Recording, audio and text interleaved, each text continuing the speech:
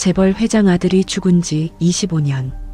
그 사건은 오래전에 끝난 이야기처럼 보였다.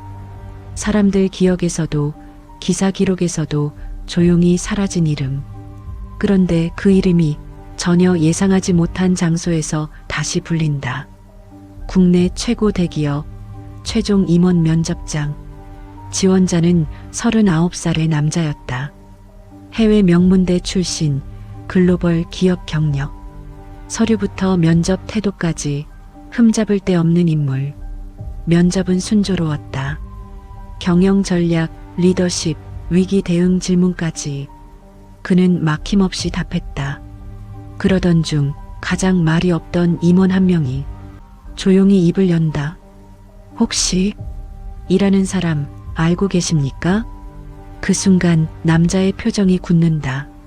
손에 들고 있던 물컵이 미세하게 흔들리고 시선은 바닥으로 떨어진다. 면접장은 갑자기 조용해진다. 25년 전 의문의 사고로 사망한 재벌 회장의 외아들. 당시 22살. 공식 발표는 단순 교통사고였다. 하지만 사고 현장은 석연치 않았다. 블랙박스는 사라졌고 목격자는 침묵했다. 사건은 빠르게 정리됐고 그 이름은 금기처럼 입에 오르지 않았다. 면접장에서 그 이름이 다시 나온 이유. 그건 우연이 아니었다.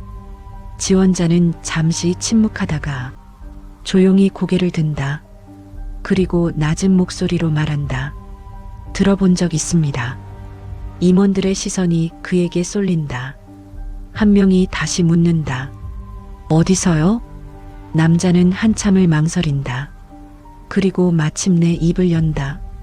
그날 그 현장에 있었습니다. 면접장 공기가 완전히 달라진다. 25년 전 사고 현장. 당시 CCTV에 함께 있던 청년 한 명이 찍혀 있었다.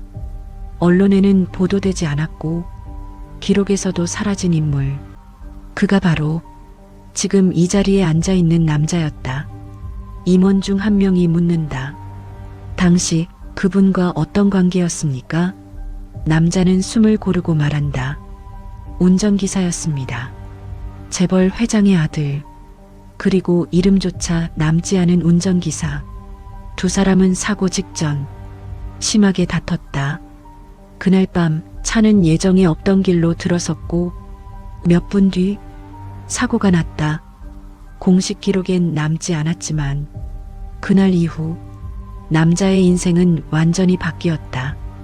그는 사라졌고 이름을 바꿨으며 25년 동안 그 사건에서 도망쳐 살아왔다.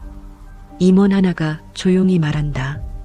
그 사고가 단순 사고라고 생각하십니까?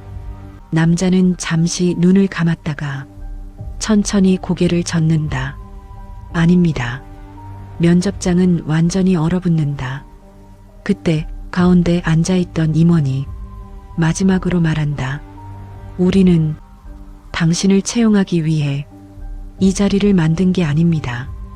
25년 전 사건이 마지막 진실을 확인하기 위해서였습니다. 그날 면접은 그렇게 끝났다.